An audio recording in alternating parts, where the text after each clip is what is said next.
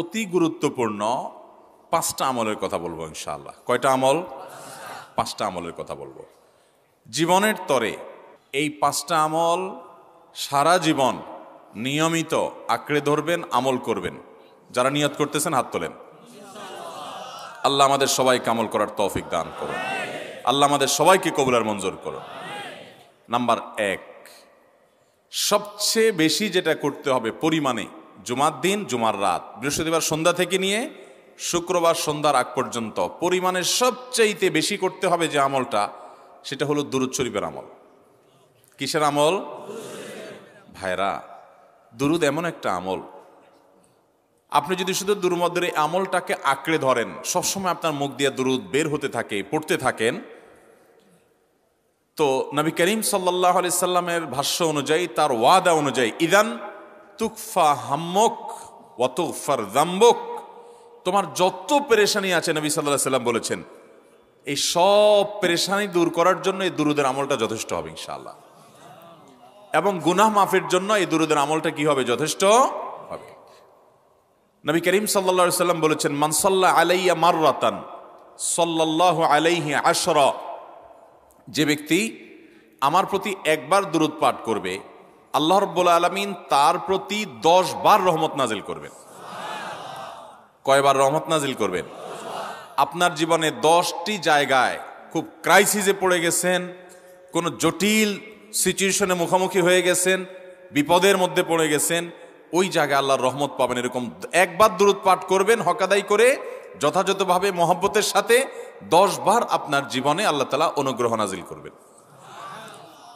নবী করিম সাল্লাল্লাহু আলাইহি ওয়াসাল্লাম বলেছেন, আকসিরু আলাইয়া মিনাস সালাতি মিন ইয়াউমিল জুমআতি ওয়া লাইলাতিল জুমআহ, তোমরা জুমার দিন এবং জুমার রাতে আমার প্রতি বেশি বেশি দুরূদ পাঠ করবে, দুরূদ প্রেরণ করবে। ফা ইন্না সালাতাকুম মা'রুদাতুন আলাই, কারণ তোমরা যে দুরূদ পাঠ করো এটা আমার কাছে পেশ করেন আল্লাহর ফেরেশতারা, এবং রীতিমতো নামধাম সহকারে আল্লাহর একদল ফেরেশতা নিয়োজিত আছে। তারা বলেন, আল্লাহ, হে আল্লাহ রসুল, আপনার অমুক উম্মত, অমুক অনুসারী, আল্লাহর অমুক বান্দা পৃথিবীর অমুক প্রান্ত থেকে, অমুক দেশ থেকে, অমুকের সন্তান, সে আপনার প্রতি দুরূদ পেশ করেছে জুমার দিনে, জুমার রাতে বা অন্য সময়ে। এটা নবী করিম সাল্লাল্লাহু আলাইহি সাল্লামের কাছে রিপোর্ট দেওয়া হয় আল্লাহর নিযুক্ত ফেরেশতাদের মাধ্যমে।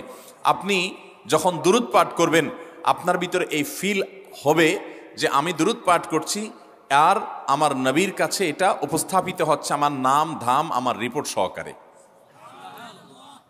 এই জন্য শুক্রবার দিন এবং রাত, অর্থাৎ বৃহস্পতিবার সন্ধ্যা থেকে নিয়ে শুক্রবার সন্ধ্যা পর্যন্ত এই 24 ঘন্টার মধ্যে নবী করিম সাল্লাল্লাহু আলাইহি সাল্লামের ভাষ্য খেয়াল করেন, আকসিরু আলাই।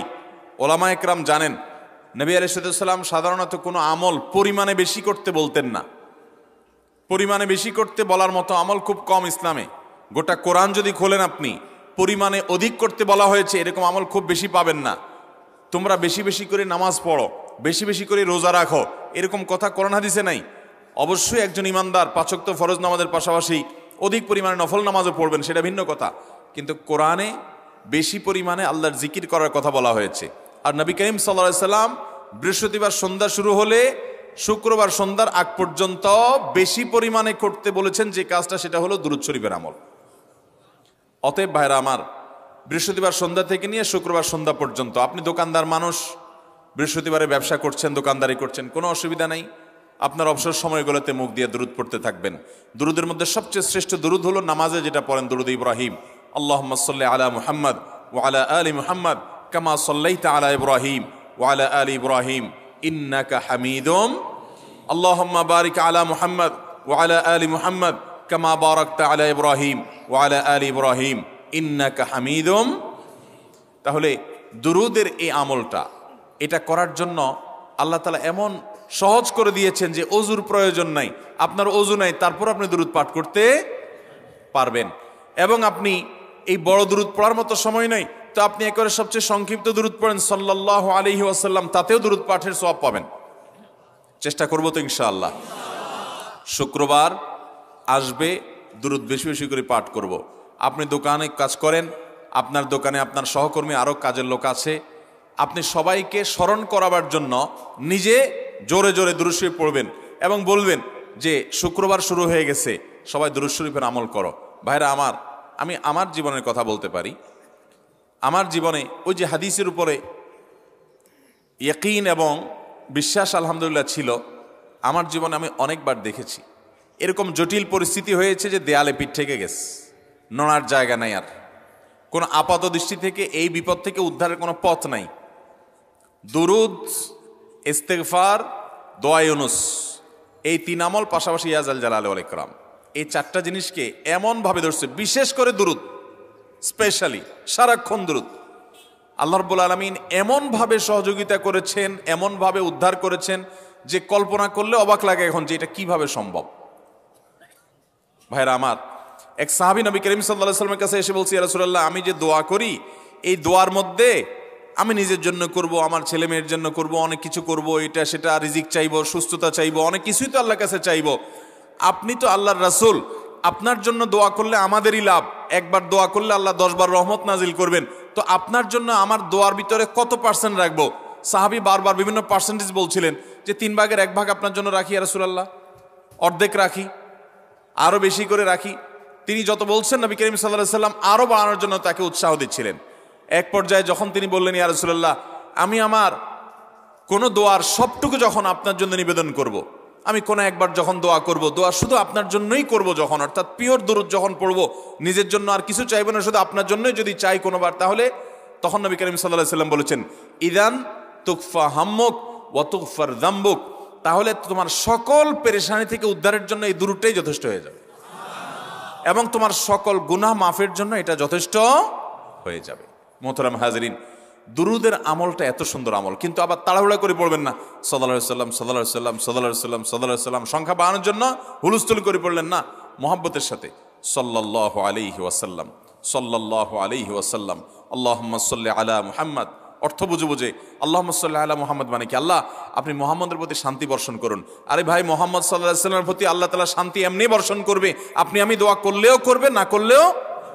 কিন্তু মাঝখান থেকে আমরা, ভাইরা আমার, কোনো বড় কর্মকর্তার কাছে আপনার কোনো কাজের ঠেকা আছে, কর্মকর্তার ওই ছেলেটার আপনি দেখছেন যে খাচ্ছে না, আপনি যদি বলেন, স্যার ছেলেটা খাচ্ছে না স্যার, একটু ডাক্তার দেখান স্যার, এভাবে তো বাঁচবে না, ওর কষ্ট হচ্ছে স্যার, আপনি বললেও উনি ওনার ছেলের দিকে কেয়ার করবে, কিন্তু আপনি এটা বলার কারণে তার নৈকট্য পাবেন কি পাবেন না, তার সিম্প্যাথি পাবেন কি পাবেন না।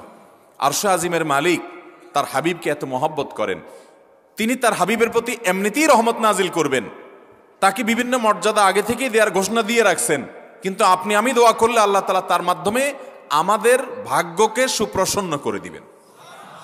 দুরুদের আমলকে জীবনের তরে আঁকড়ে ধরবেন ভাই, শুধুমাত্র জুমার দিন আর জুমার রাত না, সব সময় অধিক পরিমাণে। এরাবিয়ানদের মধ্যে আমলটা খুব বেশি আছে, তাদের দেখবেন তারা 2টা আমল, মুখে 2টা আমল, ভালো মন্দ তাদের মধ্যেও আছে, কিন্তু এই 2টা আমল তাদের মধ্যে খুব ভালো। বেশিরভাগ মানুষই দেখা যায় অবসর সময়ে আস্তাগফিরুল্লাহ, ইস্তিগফার করছে অথবা দুরুদের আমল করছে। আমাদের অবসর সব সময়গুলো নিয়ে গেছে মোবাইল ফোন। ভাইরা আমার, 4 বছর 5 বছর 6 বছর 7 বছর 10 বছর ধরে মোবাইল টিপতেছেন, ফেসবুক টিপতেছেন, ইউটিউব টিপতেছেন।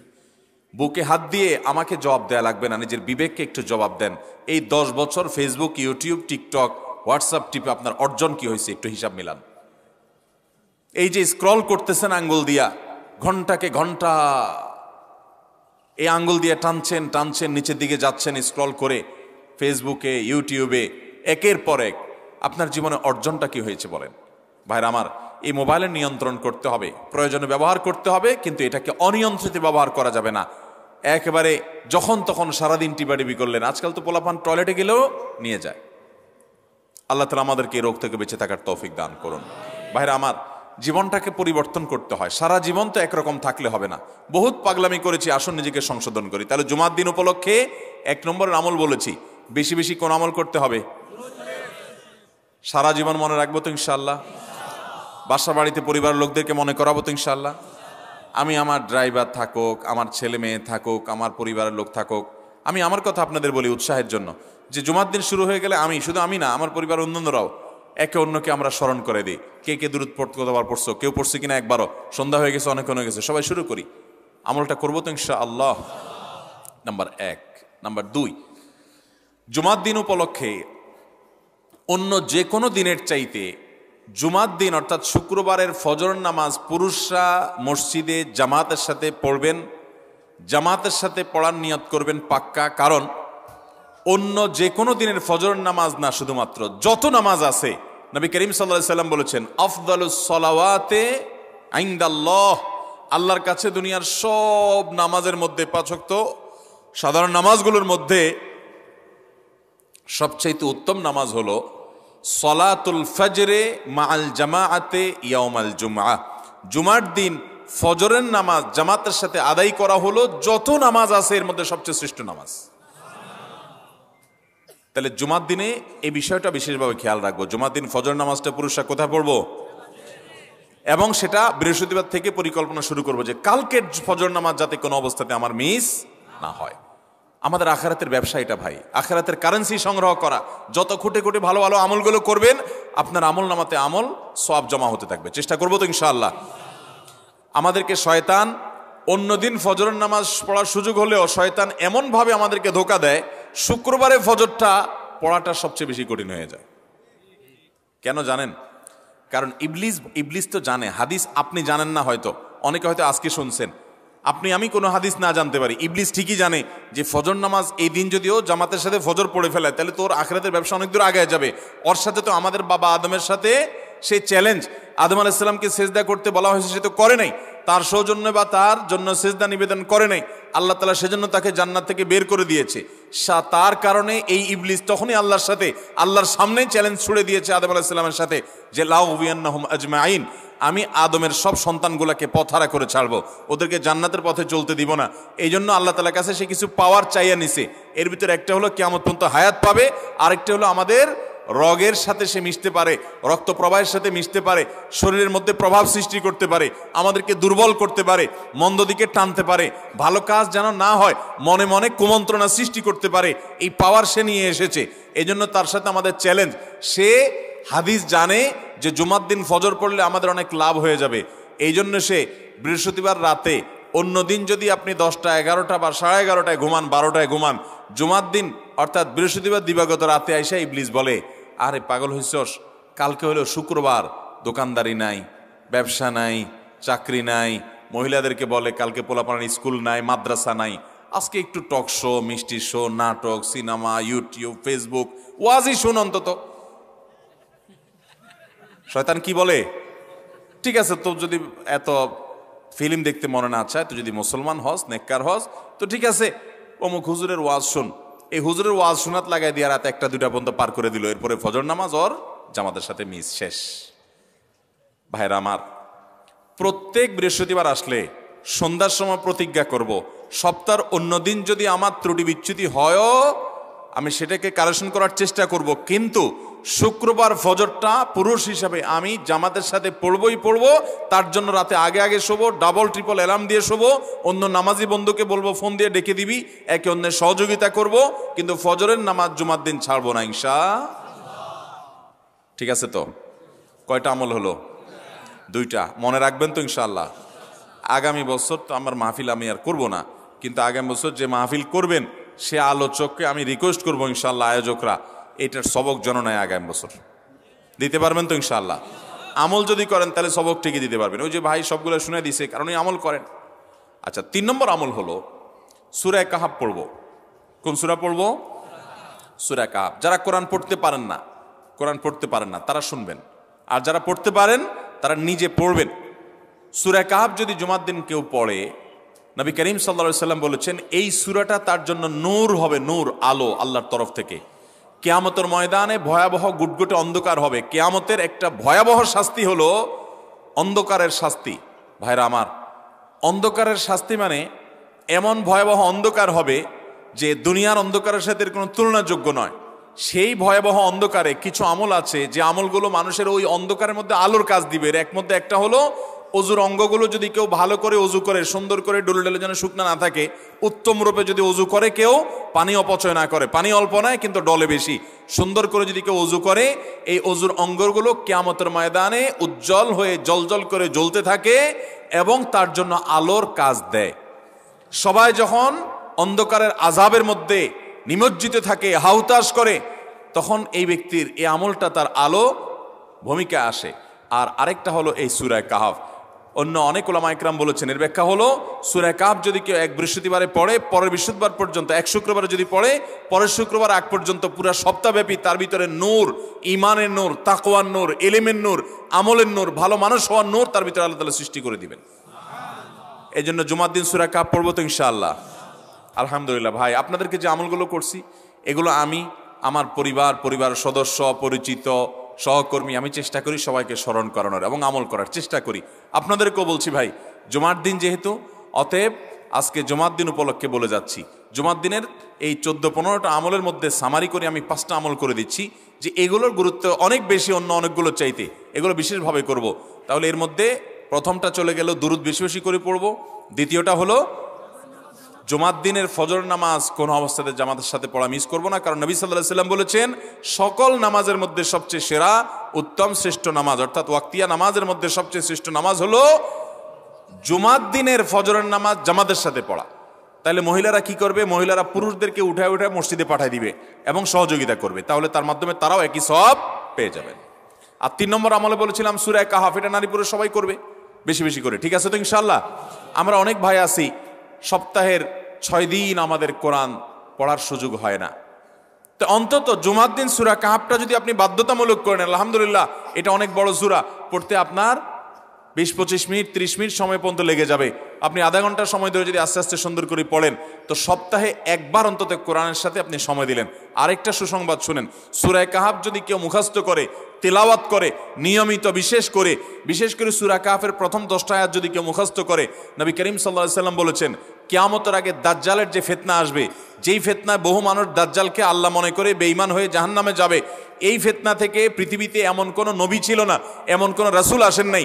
এই মানব ইতিহাসের প্রথম মানুষ আদম আলাইহিস সালাম থেকে নিয়ে আমাদের মুহাম্মদ সাল্লাল্লাহু আলাইহি সাল্লাম পর্যন্ত এই লক্ষ লক্ষ যত নবী রাসূল এসেছে, সমস্ত নবী রাসূলরা একটা ব্যাপারে সাবধান করে গেছেন, দাজ্জাল আসবে, যে দাজ্জালের হাতে পাওয়ার থাকবে এত বেশি, অলৌকিকত্ব থাকবে এত বেশি, সে মরা মানুষকে জিন্দা করে ফেলবে, জিন্দা মানুষকে বলবে সে মরে যাবে, তার হাতেই সব কন্ট্রোলিং পাওয়ার থাকবে, দুনিয়ার সমস্ত রিজিক তার হাতে কক্ষিগত থাকবে, এমন পাওয়ার থাকবে তাকে দেখে মানুষ বলবে হ্যাঁ এই তো আল্লাহ, এই তো সব কিছু পারে, বেঈমান হয়ে যাবে।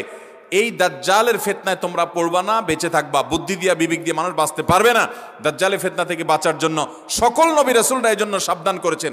আমাদের নবী সাল্লাল্লাহু আলাইহি সাল্লাম নামাজের শেষ বৈঠকে দোয়া মাসুরের জায়গায় একটা দোয়া পড়তেন, আল্লাহুম্মা ইন্নী আউযু বিকা মিন আযাবিন নার ওয়া আযাবিল কবর ওয়া আউযু বিকা মিন ফিতনাতিল মাহইয়া ওয়াল মামাত ওয়া আউযু বিকা মিন শাররি ফিতনাতিল মাসীহিদ দাজ্জাল।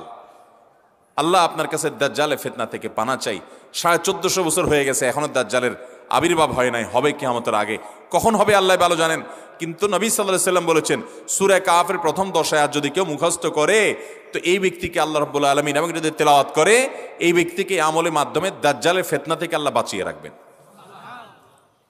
দাজ্জাল তো অনেক পরের কথা, কোথাকার কোন আল্লাহর প্রতি অবিশ্বাসী মুশরিক বা কাফের খেলোয়াড় একটু পায়ের ভেলকি দেখায়, লক্ষ লক্ষ কোটি কোটি মানুষ হুমড়ি খেয়ে তার ভক্ত হয়ে ইমানি চেতনা, আমলি চেতনা, তাকওয়া, তাহারাত সব খুঁয়ে বসে থাকে। আর সেখানে দাজ্জালের মতো এরকম মিরাকল, সব মিরাকল তার হাতে থাকবে। এরকম পরিস্থিতি যখন আসবে তখন মানুষ কি করবে? এখন এই যে তথ্য প্রযুক্তির উন্নতির এই সময়ে কত মুসলমানের সন্তান বেঈমান হয়ে যাচ্ছে, বিজ্ঞানরাই তারা আল্লাহ বানায় বসে থাকতেছে, আছে না নাই? ধারণামূলক বিষয়কে তারা চূড়ান্ত বিষয় বানিয়ে বসে আছে, বেঈমান হয়ে যাচ্ছে। এবং টাকার যে কারিশমা, টাকা দিলে সব হয়ে যায়, টাকা নাই তো কিছুই হয় না। এই জন্য বেঈমান হয়ে অনেকে বলে যে টাকাই নাকি দ্বিতীয় খোদা, নাউজুবিল্লাহ। ভাইরা আমার, দুনিয়ার এই ভেলকি কি দেখছি আমরা? কিয়ামতের আগে ভেলকি আরো অনেক দেখবে আমাদের পরবর্তী প্রজন্ম, আমাদের ছেলে মেয়েরা, নাতিপুতিরা আরো অনেক ভেলকি দেখবে। এমন ভেলকি দেখবে যে তাদের আল্লাহর প্রতি ঈমান আনা, আখিরাতের প্রতি বিশ্বাস করাটা কঠিন থেকে কঠিন হয়ে যাবে। এরকম পরিস্থিতি তৈরি হবে দুনিয়াতে। তথ্য প্রযুক্তির উন্নতির নাম দিয়ে, এটার নাম দিয়ে, সেটার নাম দিয়ে মানুষের জীবনযাত্রা সহজ হবে, কিন্তু এর মাধ্যমে মানুষের ঈমান দুর্বল হওয়ার অনেক সম্ভাবনা, শঙ্কা তৈরি হবে এবং শয়তান সেগুলো সৃষ্টি করবে। এই আশঙ্কা থেকে বাঁচার জন্য সূরা কাহফটা হলো মহৌষধের মতো। অতএব জুমার দিন প্রত্যেক শুক্রবারে সূরা কাহফ পড়ব তো ইনশাআল্লাহ। মায়েরা, বোনেরা, আমরা ভাইয়েরা যারা আছি, বাবারা যারা আছি, আল্লাহর ওয়াস্তে জীবনের তরে নিয়ত করে নেন আজকের মাহফিল থেকে জীবনে কখনো বৃহস্পতিবার সন্ধ্যা থেকে শুক্রবার সন্ধ্যার আগ পর্যন্ত আমার হাজার ব্যস্ততা থাকুক, সূরা কাহাফটা পড়া ছাড়া আমি কোনো কাজ করব না আমি আল্লাহর অনেক বান্দাকে ব্যক্তিগতভাবে জানি, আমি নিজেও এতটা গুরুত্ব দিয়ে করতে পারি না। অনেক বড় সরকারি কর্মকর্তা, অনেক বড় পদের নাম আমি বলবো না, আমাকে বলে ভাই আমি মাগরিবের পর, ব্যক্তিগতভাবে আমি জানি উনি খুব সৎ মানুষ, সব মানুষ একরকম হয় না, সৎ মানুষ। উনি বললেন ভাই মাগরিবের পরে আমার ফ্যামিলির সব বাচ্চা কাচ্চা সবাইকে আমি বলি, আমি ব্যস্ত থাকলেও বলি যে মাগরিবের পরে আগে সবাই সূরা কাহাফটা পড়ে ফেলো, এরপর অন্য সব আমল। আমরাও চেষ্টা করবো না ইনশাআল্লাহ। কয়টা আমল গেল? 3টা, আর 2টা আছে। 4 নম্বর আমল হলো, দুনিয়াতে যত ফজিলতপূর্ণ আমল আছে এর মধ্যে সবচেয়ে বেশি ফজিলতপূর্ণ আমল এটা, খুব সহজ আমলটা, খুব সহজ, প্রত্যেক শুক্রবার আমরা এটা করতে পারি। আমলটা হলো নবী করিম সাল্লাল্লাহু আলাইহি ওয়াসাল্লাম বলেছেন, মান বাক্কারা ইয়াউমাল জুমআতি ওয়াবতাকার, যে ব্যক্তি জুমার দিন আগে আগে ঘুম থেকে উঠবে, ভোরে ঘুম থেকে উঠবে, যে ফজর নামাজ পড়তে হবে, যে তাহাজ্জুদ পড়তে পারলে আরো ভালো, এবং মসজিদে আগে আগে যাবে, তাহলে আগে আগে ঘুম থেকে উঠবে, সবাইকে বাসার ডেকে দিবে, আগে আগে ঘুম থেকে উঠাবে। ওয়াগাসসালা ওয়াগতাসাল, ফরজ গোসল হলে ফরজ গোসল করবে, উত্তম রূপে গোসল করবে, ভালো করে গোসল করবে জুমার দিন। ওয়ামাশা ওয়ালাম ইয়ারকাব, জুমার নামাজের জন্য পায়ে হেঁটে মসজিদে যাবে, বাহনে চড়বে না। কেউ যদি মাজুর হয় সে বাহনে চড়লেও চলবে, কিন্তু সাধারণ যারা সুস্থ আছেন পায়ে হেঁটে মসজিদে যাবেন, বাহনে চড়লেন না, জুমার দিনের কথা, জুমার নামাজের কথা। ওয়াদানা মিনাল ইমামে ওয়ালাম ইয়ালগু, ইমামের কাছাকাছি গিয়ে বসবে, দূরে না, যত কাছে যেতে পারে একদম সামনের কাতার ইমামের কাছাকাছি গিয়ে বসবে, কোনো অনর্থক কথা বলবে না, দুনিয়াবি কথা বলবে না, বেহুদি কাজ করবে না। ওখানে গিয়ে যতক্ষণ সময় পাবে জিকির, আজকার, তেলাওয়াত, তাসবিহ, দোয়া, রোনাজারি, কান্নাকাটি, বই পড়া, দিনী কাজ করা, এর মধ্যে সে কাটাবে নিজেকে। এই কয়েকটা কাজ যদি করে তাহলে কাজ কয়টা হলো? আগে আগে ঘুম থেকে উঠা, ওই যে ফজর নামাজ জামাতের সাথে পড়া ইত্যাদি, গোসল করা উত্তম রূপে, আর পায়ে হেঁটে মসজিদে যাওয়া, বাহনে না চড়া। 4 নম্বর হলো ইমামের কাছাকাছি গিয়ে বসা, কোনো অনর্থক কাজ না করা। এই 4টা কাজ যদি কেউ জুমার দিনে করে, নবী করিম সাল্লাল্লাহু আলাইহি সাল্লাম বলেছেন ওই ব্যক্তি বাসা থেকে মসজিদ পর্যন্ত যে আসলো, যতগুলো পা ফেলবে, যতগুলো স্টেপ ফেলবে, যতগুলো কদম দিবে, প্রতিটা কদমের বিনিময়ে আল্লাহ রাব্বুল আলামিন তার অ্যাকাউন্টে, তার আমল নামাতে 1 বছর রাত জেগে, সারা রাত জেগে তাহাজ্জুদ নামাজ পড়লে এবং 1 বছর সারা দিন, প্রত্যেকটা দিন পুরা বছর জুড়ে নফল রোজা রাখলে যে পরিমাণ সওয়াব পাইতো, 1 বছর নফল রোজা, 1 বছর রাতভর জেগে তাহাজ্জুদের নামাজ পড়ার সওয়াব মাত্র একটা কদম ফেলার বিনিময়ে দিবেন। তাহলে আপনার বাসা থেকে যদি মসজিদে আসতে 100টা কদম হয়, 100 বছরের নফল নামাজ, 100 বছরের নফল রোজা, আপনি এটার সওয়াব আপনার অ্যাকাউন্টে জুমার দিন মাত্র 4টা কাজ করার মাধ্যমে আপনি পেয়ে যাবেন। এবং এটি অনেক হাদিস বিশ্লেষকগণ বলেছেন, কোরআন হাদিসে বহু ফজিলতের কথাই বলা আছে, এত বিপুল পরিমাণে, এত অধিক পরিমাণে সওয়াবের কথা যে কারো বাসা থেকে অনেকের আছে যেতে 500 স্টেপ পড়বে। 500 স্টেপ পড়লে কতটুকু হয়? সামান্য একটু জায়গা যেতে 500 কদম হয়ে যায়। অনেকের বাসা থেকে যেতে 500 কদম পড়ে, 300 কদম হয়। তো সে এই 500 বছর নফল নামাজ, নফল রোজা, রাত ভর দিন ভর করার সওয়াব, কন্টিনিউয়াসলি করার সওয়াব মাত্র এই মসজিদে গেল আসলো, এই 4টা শর্ত পূরণ করে সেইটা সওয়াবটা পেতে পারে। যদি সপ্তাহে 4 জমা হয় তাহলে 4 বার 500 করে যদি হলো 2000 বছর, এভাবে তার আমল নামাজের সওয়াবের পাহাড় সে জমা করতে পারে শুক্রবারের ছোট্ট আমলটার মাধ্যমে। চেষ্টা করব না ইনশাআল্লাহ। আমি দেশে বিদেশে অনেক আল্লাহর বান্দাকে আমি শুনেছি, এ হাদিস আমি যেদিন থেকে জেনেছি আমি চেষ্টা করেছি এটার আমল, এটার প্রচার মানুষের মধ্যে ছড়ানোর। আমি যখন সৌদি আরবে আজ থেকে আর অনেক বছর আগে, তখন কোনো এক বক্তব্যে আমি আমলের কথা বলেছি। আমার অনেক ভাইয়েরা দেখে বলছেন ভাই আমলটা শুরু করেছি, আমার কাছে ভালো লাগে, আপনারাও আমলটা করবেন, অন্য আরেকজনকে শিখাবেন এবং দাওয়াত দিবেন। ঠিক আছে তো ইনশাআল্লাহ? তাহলে কয়টা আমল গেল? 4টা। 1 নম্বর গেছে বেশি বেশি দুরূদ পাঠ করা, 2 নম্বর হলো জুমার দিনে ফজর নামাজ জামাতের সাথে পুরুষরা পড়া, 3 নম্বর হলো সূরা কাহাফ পড়া, তেলাওয়াত করা, আর 4 নম্বর হলো এই 4 শর্ত পূরণ করে মসজিদে আগে আগে গিয়ে সুন্দর করে খুতবা শুনে চলে আসা, কোনো কথাবার্তা, খুতবা চলাকালীন সময় কোনো কথাবার্তা, অনর্থক কাজ না করা। 5 নম্বর এবং সর্বশেষ আমল হলো জুমার দিনে একটা সময় আছে দোয়া কবুল হয়। দোয়া কবুলের যে সময়গুলো আছে এর ভিতরে অত্যন্ত ইম্পর্টেন্ট একটা সময় হলো জুমার দিন। শুক্রবারের একটা সময় সম্পর্কে নবী সাল্লাল্লাহু আলাইহি ওয়াসাল্লাম বলেছেন যে একটা সময় আছে শুক্রবারের, এই সময়ে বান্দা কোনো দোয়া করলে আল্লাহ তাআলা ফিরিয়ে দেন না, কবুল করেন। কিন্তু সময়টা যে ঠিক কখন, এটা হাদিসে নবী সাল্লাল্লাহু আলাইহি ওয়াসাল্লাম বলেন নাই, যাতে করে হয়তো আমরা সারাদিনেরই কম বেশি দোয়ার চেষ্টা করি। এই বিষয়ে মুহাদ্দিসগণ, হাদিস বিশ্লেষকগণ, পণ্ডিত ওলামা একরামগণ হাদিসের বিভিন্ন আকার ইঙ্গিতকে গবেষণা করে অ্যানালাইসিস করে এক একজন এক এক সময়ের কথা বলেছেন। তবে বেশিরভাগ ইমাম, বেশিরভাগ পণ্ডিত ওলামা একরাম, বেশিরভাগ আপনার ইসলামিক স্কলারগণের বক্তব্য হলো যে এই সময়টা হলো জুমার দিনের শেষ প্রহর, আসরের পর থেকে নিয়ে সূর্য ওঠার আগ পর্যন্ত এই সময়টা। অতএব আমরা জুমার দিনের 5 নম্বর আমল হলো বেশি বেশি করে সারাদিনই কম বেশি দোয়া করব। দোয়ার জন্য সবসময় হাত তোলাও জরুরি না, যদিও সাধারণ অবস্থায় দোয়ার জন্য হাত তোলা আদব, কিন্তু আপনি চলতে ফিরতে, উঠতে বসতে, কাজের ফাঁকে আপনি আল্লাহর কাছে মনে মনে দোয়া নিবেদন করবেন। অনেক চাওয়া আমাদের আল্লাহর কাছে আছে। ভাইরা আমার, নবী রাসূলুল্লাহ সাল্লাল্লাহু আলাইহি ওয়াসাল্লাম বলেছেন কারোর পায়ের জুতার ফিতাটা ছিঁড়ে গেছে হাঁটার সময়, এটার এমন কি লাগালে ঠিক হয়ে যাবে, কিন্তু একজন ইমানদার ওইটার জন্য সে আল্লাহর কাছে সাহায্য চাইবে, আল্লাহ এটাও একটা বিপদ, একটা ছোট বিপদ থেকে অনেক কিছু ঘটে যায়, আপনি আমাকে উদ্ধার করেন। সে সবসময় আল্লাহর দিকে মনোনিবেশ করবে। নবী করিম সাল্লাল্লাহু আলাইহি ওয়াসাল্লামের পুরো জীবনকে যদি আপনি অ্যানালাইসিস করেন, আপনি অবাক হয়ে যাবেন। একটা বই আছে বাংলায়, বান্দার ডাকে আল্লাহর সাড়া, এটা বাংলা অনুবাদিত নাম। এই বইয়ের লেখক হলেন হিসনুল মুসলিমের যে রচয়িতা উনি শেখ সাঈদ আল গাহতানি রহমতুল্লাহি আলাইহি। ওনার সোহবতে যাওয়ার, ওনার সান্নিধ্যে থাকার, একাধিকবার খুব কাছাকাছি বসার সুযোগ আমার হয়েছে। সৌদি আরবের একজন বড় আলেম ছিলেন, দুনিয়া থেকে চলে গেছেন। তো ওনার লেখা বান্দার ডাকে আল্লাহর সাড়া, এই বইটা বেশ মোটা সোটা একটা বই। পুরোটা পড়বেন যে নবী করিম সাল্লাল্লাহু আলাইহি ওয়াসাল্লামের জীবনে যে কত রকমের দোয়া করতেন। আল্লাহ আজকার নামে একটা বই আছে ইমাম নববীর, এটাও বাংলা হয়ে গেছে অনুবাদ, আপনি পড়লে অবাক হয়ে যাবেন। ডক্টর খন্দকার আব্দুল্লাহ জাহাঙ্গীর রাহমাতুল্লাহ রাহে বেলায়েত একটা বই আছে দোয়া এবং জিকিরের, আপনি অবাক হবেন যে কি পরিমাণ দোয়া এবং জিকির নবী সাল্লাল্লাহু আলাইহি ওয়াসাল্লাম জীবনে পড়তেন। ঘুম থেকে ওঠার সময় দোয়া আছে না নাই? এরপরে ঘুম থেকে উঠে যখন আপনি বাথরুমে যাবেন, দোয়া আছে না নাই? আবার টয়লেটে গেলেন, টয়লেট সেরে আসলেন, আপনি ওযু করবেন, ওযুর জন্য দোয়া আছে না নাই? বিসমিল্লাহ। এরপরে ওযু শেষ করলেন, কালিমায়ে শাহাদাত আছে না নাই? এরপরে আপনি যখন ঘর থেকে বের হয়ে মসজিদে যাবেন, বের হওয়ার দোয়া আছে। বের হয়ে আপনি মসজিদে যাচ্ছেন, যাই পথে পড়ার আলাদা দোয়া আছে।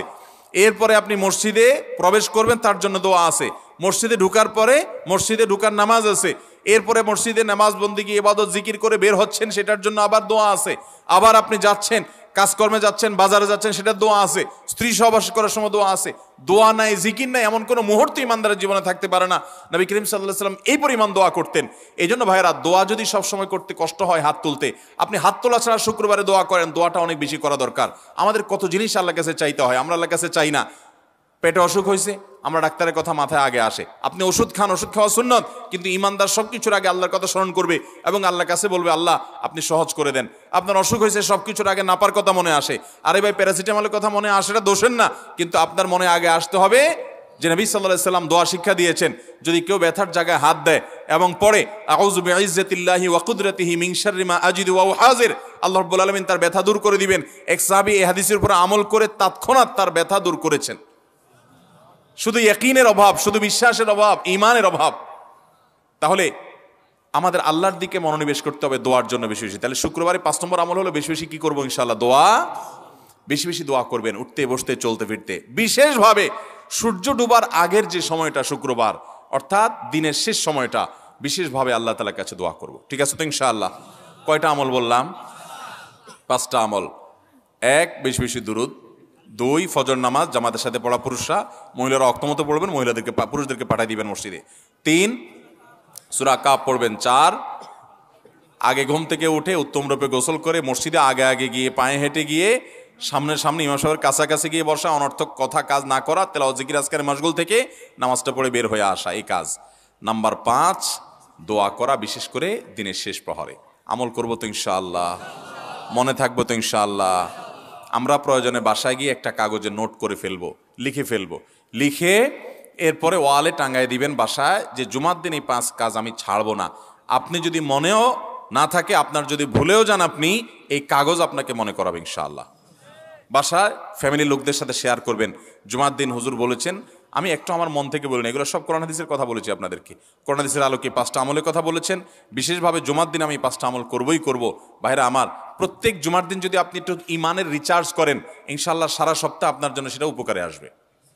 চেষ্টা করবো তো ইনশাআল্লাহ? এবং দোকানে অফিসে টাঙায় রাখবেন। যারা এই টাঙায় রাখার আমলটা করবেন, আয়োজক যারা আছেন আপনাদের কাছে আমার অনুরোধ যে ভাইরা এই কাজটা করছেন ওনারা যদি আয়োজকদের মাধ্যমে ছবিটা আমার কাছে পাঠাইতে পারেন, আমার অফিসে নিয়ে আমি ইনশাআল্লাহ নিজে হাতে তাদের পুরস্কার দেব। বিশেষ করে এই মাহফিলের লোক যারা আছেন আজকের আয়োজকদের মাধ্যমে। আল্লাহ তাআলা এই আমলগুলো আমাকে আপনাকে আমাদের সবাইকে করার তৌফিক দান করুন। আমল মনে রাখবো তো ইনশাআল্লাহ, আমল করবো তো ইনশাআল্লাহ। জাযাকুমুল্লাহু খায়রা ওয়া আখিরু দাওয়ানা আলহামদুলিল্লাহি রাব্বিল আলামিন।